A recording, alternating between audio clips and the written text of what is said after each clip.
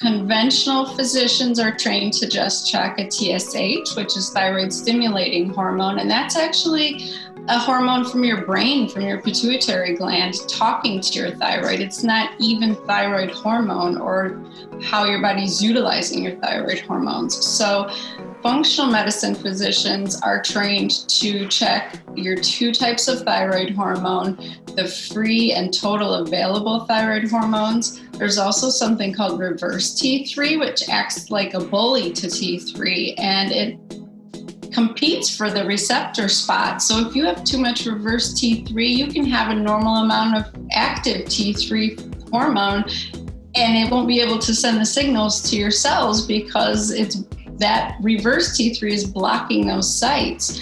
So there are many more labs that your doctor should be evaluating to see if your thyroid is actually functioning well. That's just telling the doctor that the brain is still talking to the thyroid. It's not telling what your body's doing with that thyroid hormone.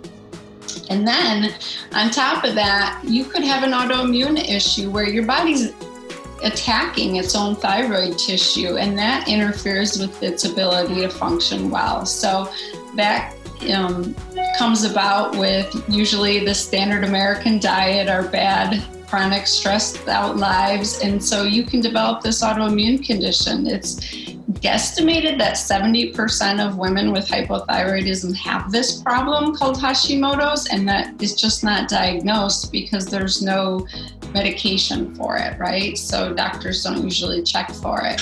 So for that woman, I would definitely want to be evaluating all of that.